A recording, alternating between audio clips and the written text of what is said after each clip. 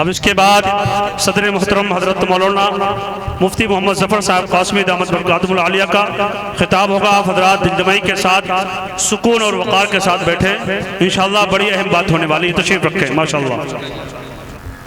نحمدہ و نصلی علی رسولہ الکریم، اما بعد. اعوذ باللہ من الشیطان الرجیم، بسم اللہ الرحمن الرحیم. وما ارسلناک الا رحمتا للعالمین، صدق اللہ العظیم.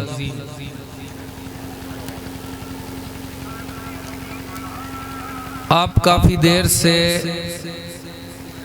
حضرات علماء اکرام کے قیمتی مفید خطابات سماعت فرما رہے ہیں. بچوں کے پروگرام بھی ایک عرصے سے جاری ہیں. میرے لیے آج کے اس پروگرام میں دو باتیں بڑی خوشی کی ہیں. ایک تو یہ کہ فروخ آباد جیسی جگہ میں، شہر میں، یہاں کے مزاج اور ماحول کے خلاف اچھی خاصی تعداد مکتب تعلیم القرآن کی جانب سے ہونے والے اس تعلیمی مظاہرے میں اور دینی تعلیمی بیداری کانفرنس میں یہ سارے پروگرام کو دیکھنے کے لیے، سننے کے لیے جمع ہے. آپ یقین مانیے، میں آپ سے کچھ بھی بات نہ کروں، میرے لیے یہی بہت بڑی خوشی ہے کہ شہر کے لوگ اچھی خاصی تعداد میں یہاں موجود ہیں. فروخ آباد میں جو ہے، آپ کسی علم والے کو بہت ساتویں آسمان سے اتار کے لے آئیے، لیکن ہم فروخ آبادی ہیں، ہماری صحت پہ فرق نہیں پڑتا. اس لیے مجھے زیادہ خوشی ہو رہی. اور دوسری خوشی کی بات یہ ہے، ماشاءاللہ، یہ جو آپ کے نوجوان ہیں جنہوں نے آج کا یہ پروگرام منعقد کیا، تو انہوں نے یہاں سے تمام علماء اکرام کو جمع کیا، نمایاں قسم کے عالموں کو، لیکن اس کے علاوہ ملک کے انتہائی ممتاز اور محقق، صاحب علم اور انتہائی باوقار خطیب حضرت مولانا مفتی سید محمد حذیفہ صاحب دامت برکاتہم العالیہ کو بھیونڈی شہر سے دعوت دے کر کے بلایا. وہ بڑا طویل سفر کر کے یہاں تشریف لائے، اور انشاءاللہ بہت تھوڑے سے وقت میں مجھے اپنی بات عرض کرنی ہے. مفتی صاحب کا قیمتی خطاب ہوگا. مجھے تھوڑا سا اطمینان دلا دیجئے، ان کو بھی واپس جانا ہے، زیادہ رات تو نہیں ہوگی، لیکن 12 کے بعد جلسوں میں میں مولانا محمود مدنی صاحب کا بڑا مقلد ہوں. جمعیت علماء کے جو قومی صدر ہیں ان کی جو ہے تقلید کرتا ہوں. وہ یہ کہتے ہیں کہ جلسے بہت رات تک نہیں چلنا چاہیے، اور تمام کوشش کے باوجود 11:30 بجنے جا رہا ہے. تو 12 کے بعد جو ہے ایک کیفیت ہوتی ہے، آدمی چاہتا ہے کہ آرام ملے. مولانا نے بتلایا کہ بڑی قیمتی رات ہے، اتنی دور سے مہمان آئے ہیں، تو ہاتھ اٹھا کر کے یہ تھوڑی سی یقین دہانی کرا دیں کہ انشاءاللہ اگر آدھا گھنٹہ 20 منٹ اضافہ ہو جائے گا تو مہمان کی گفتگو مکمل سماعت کر کے جائیں گے انشاءاللہ. آدھے ہی اٹھائے. ماشاءاللہ. اب ٹھیک. جزاک اللہ.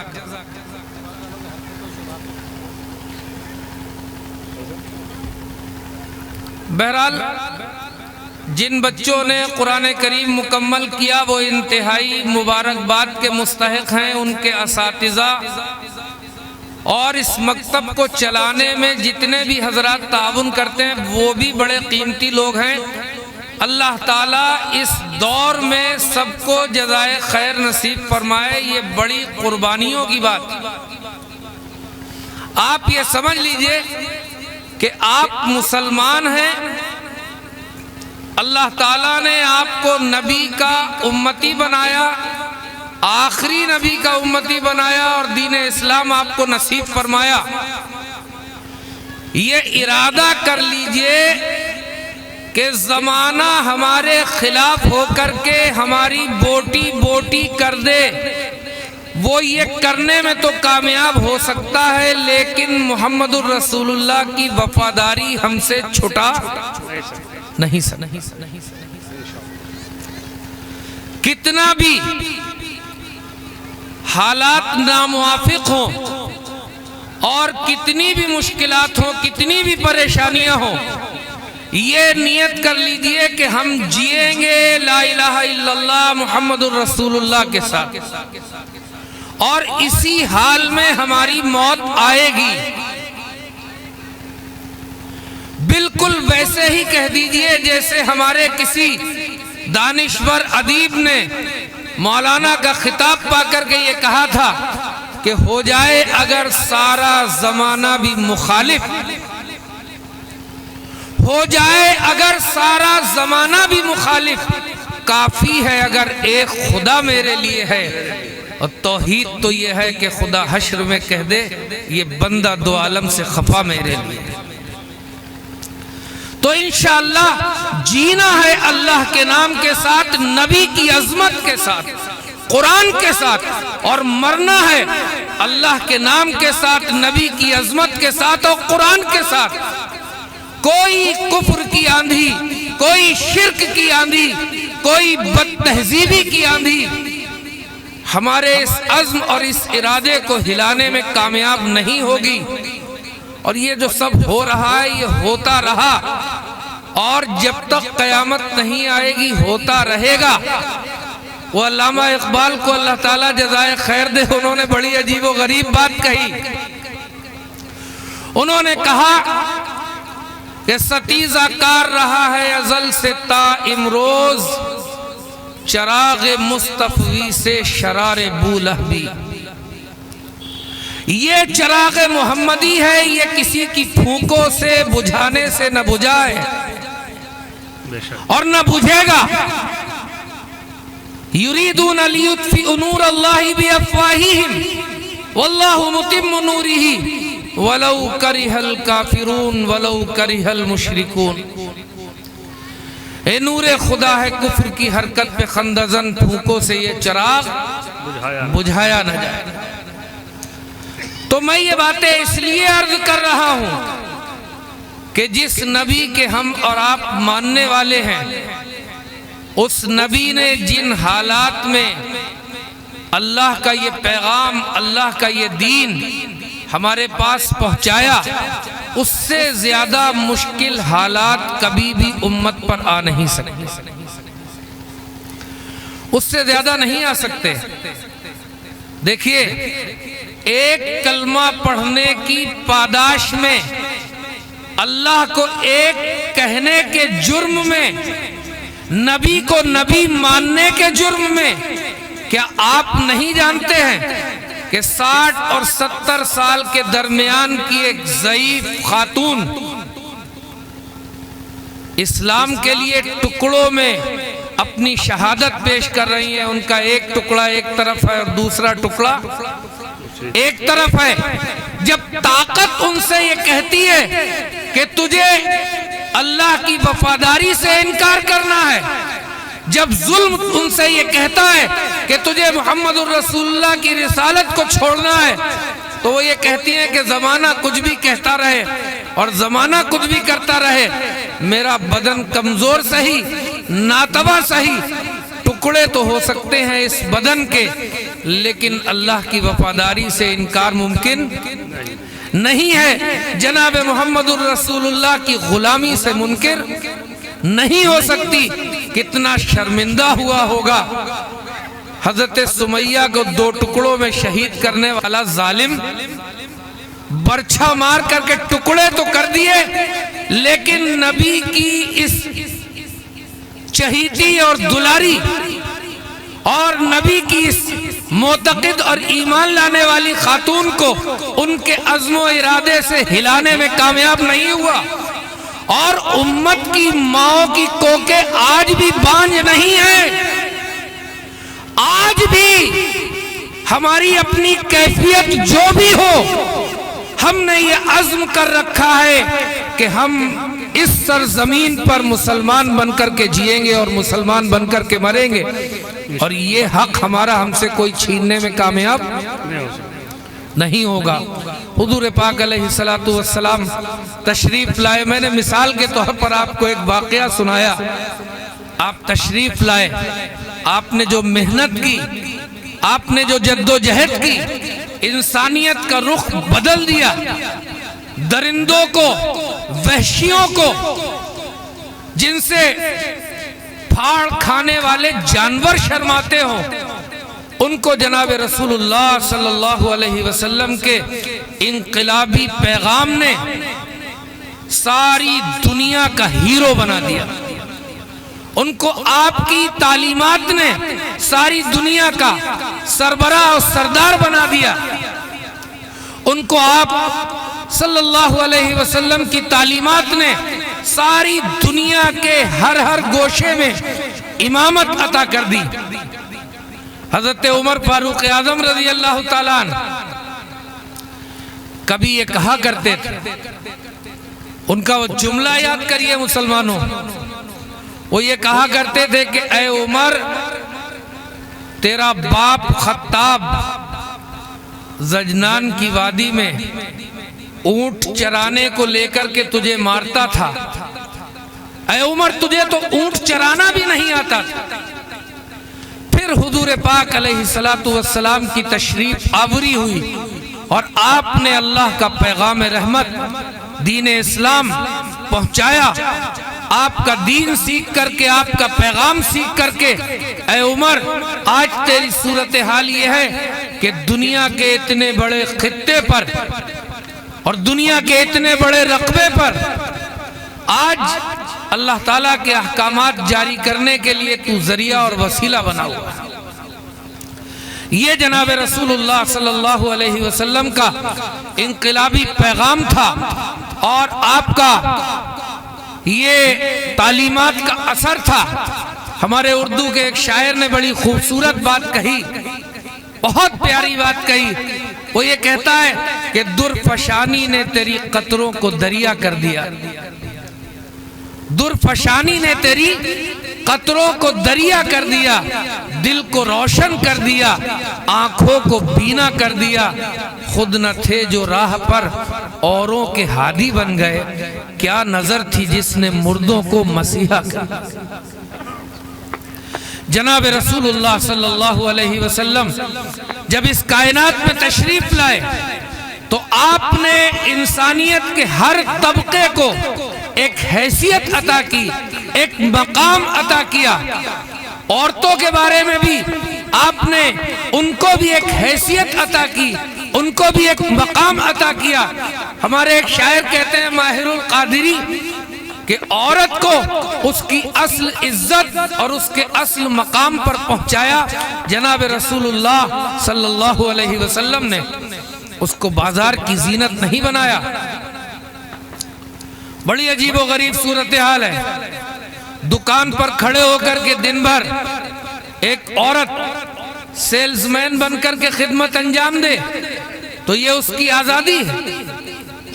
وہ جو ہے ہوائی جہاز میں سواریوں کے دلجوئی کے لیے انتظام کرے تو یہ آزادی ہے، اور وہ مختلف صورتوں میں اپنے آپ کو رسوا کرتی پھرے تو یہ آزادی ہے۔ مجھے اور آپ کو جناب رسول اللہ صلی اللہ علیہ وسلم نے عورت کے حقیقی عزت اور مقام اور مرتبے کو جو ہے بیان فرما کر کے اس کی حیثیت کو طے کر دیا، اور تفصیلات کا موقع نہیں۔ ماہر القادری کی زبان میں یہ سمجھ لیجئے کہ حضور پاک علیہ السلام نے عورت کو مقام و مرتبہ کیا دیا، اس کی حیثیت کیا طے کر دی۔ باپ کے لیے بیٹے کے لیے، بھائی کے لیے، شوہر کے لیے ہر اعتبار سے اس کی عزت، اس کے حقوق کا تحفظ فرمایا اور اس کی حیثیت طے کر دی۔ اور پھر اس سے یہ کہا کہ تیرا یہ مقام نہیں ہے کہ تو اپنے آپ کو جو ہے زمانے میں سر عام رسوا کرتی پھرے۔ تیرا زیور، تیری سب سے بڑی خوبصورتی شرم و حیا ہے، لاج ہے، تیری عزت تیرا سب سے بڑا جوہر ہے۔ جناب رسول اللہ صلی اللہ علیہ وسلم نے مکمل آزادی عنایت فرمائی عورتوں کو۔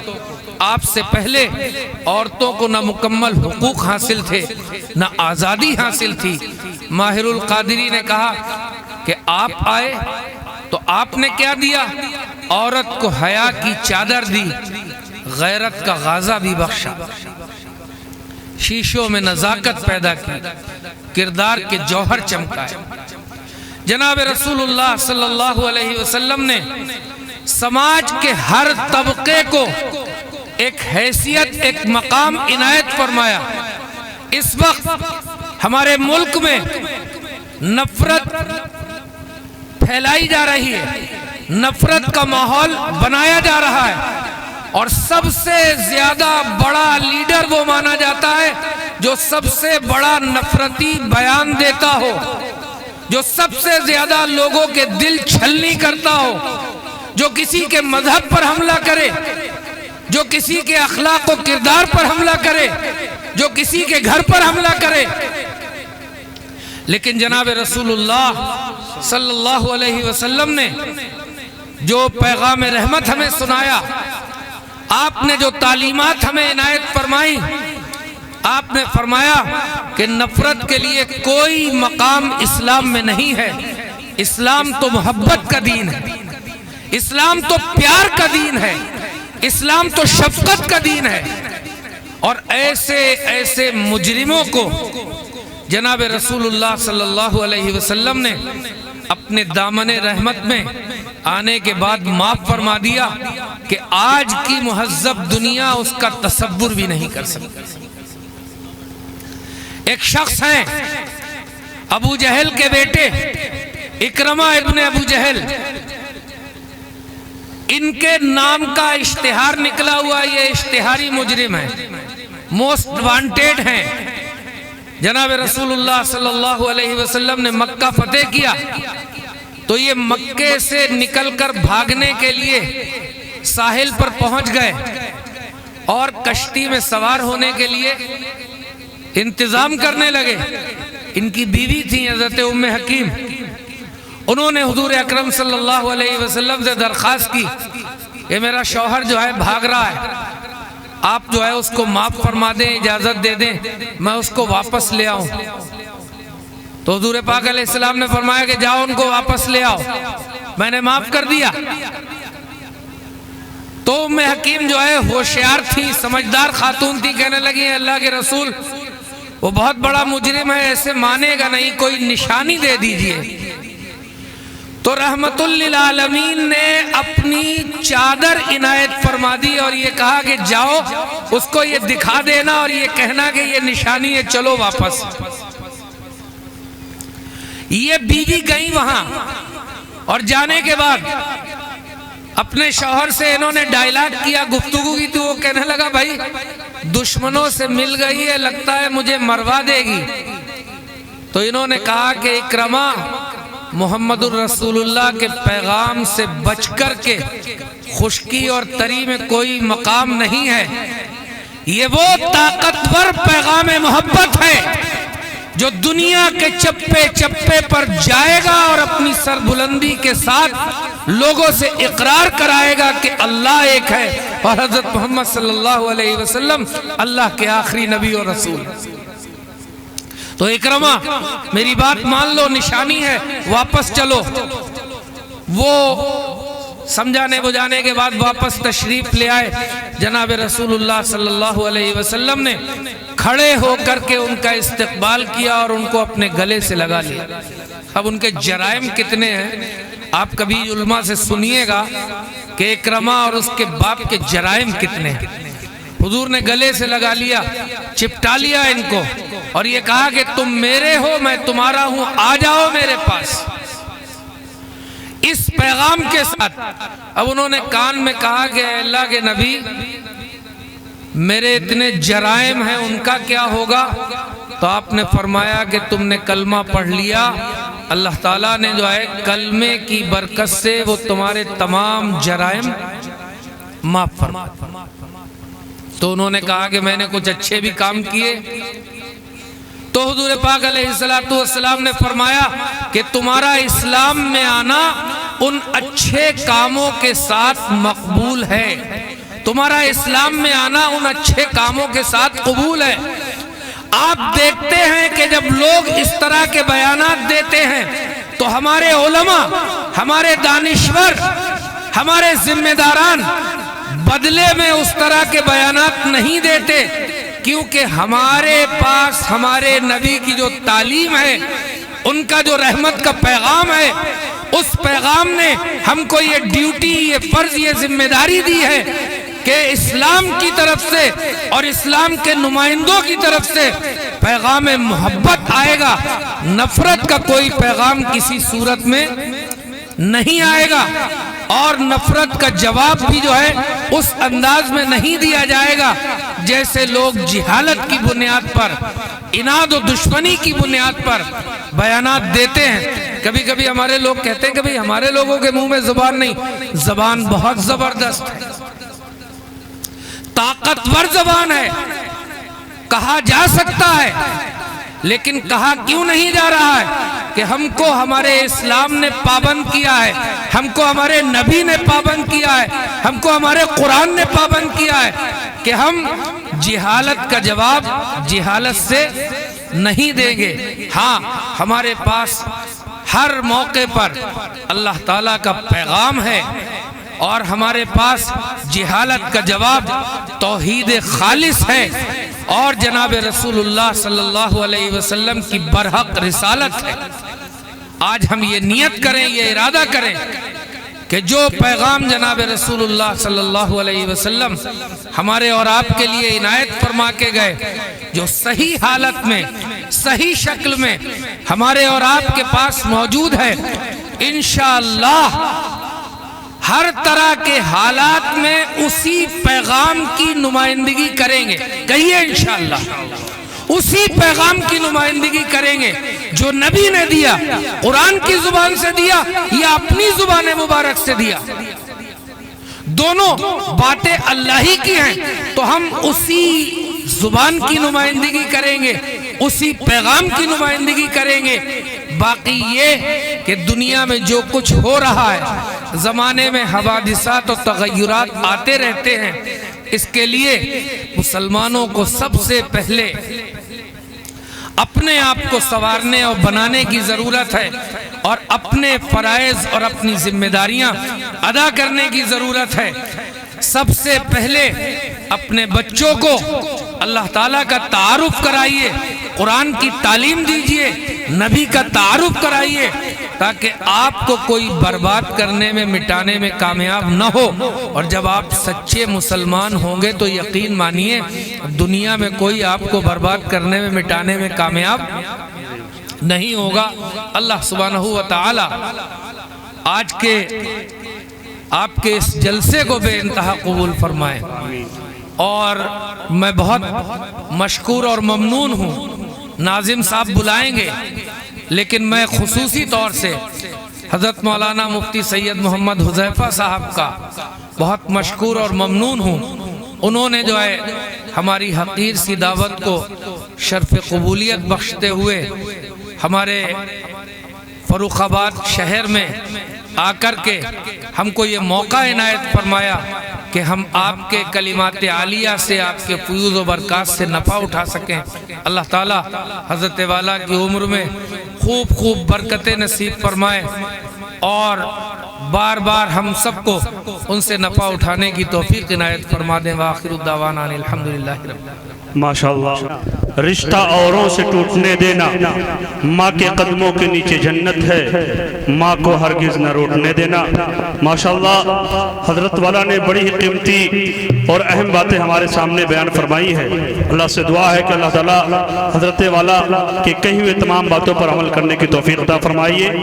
آئیے اب اس کے بعد مکتب تعلیم القرآن بھیکم پورہ کے طلبہ و طالبات جنہیں انعام ملنا ہے وہ آگے تشریف لے آئیں۔ سب سے پہلے قرآن پاک مکمل کرنے والے نادرہ کے بچے، اور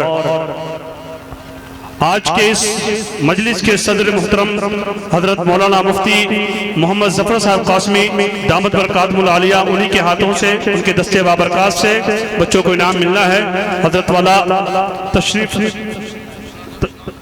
حضرت والا کرسی پر تشریف لائے اور بچوں کو انعام سے نوازیں۔ ماشاءاللہ بچوں کا نام لیا جا رہا ہے عبد الباسط ابن عمران، وہ آ جائیں اور اپنا انعام حاصل کریں۔ ماشاءاللہ عبد الباسط ابن عمران، ساتھ میں بچوں کی گلپوشی بھی ہوگی، یہ سامنے رکھا ہے۔ ٹھیک ہے عبد الباسط ابن عمران، وہ آ جائیں۔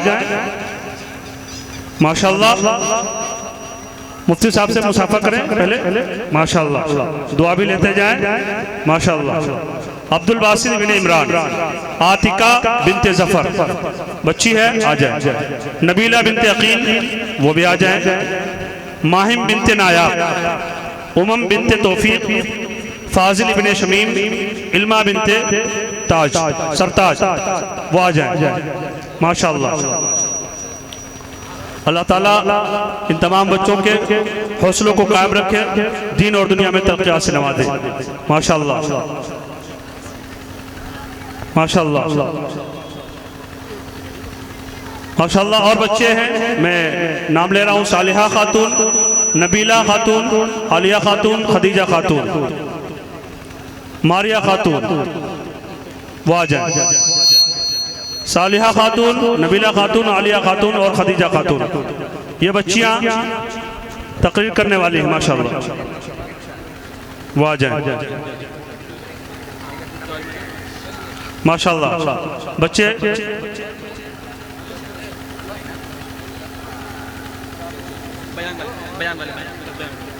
ماشاءاللہ صالحہ خاتون، صالحہ خاتون، نبیلہ خاتون، عالیہ خاتون، خدیجہ خاتون، وہ آ جائیں۔ ماشاءاللہ سامنے سے آ جائے بچے اور ان کے لیے راستہ دیا جائے۔ ماشاءاللہ نبیلہ خاتون، عالیہ خاتون، ماشاءاللہ خدیجہ خاتون، ہو گیا جی۔ صالحہ خاتون، صالحہ خاتون، جی ماشاءاللہ جی۔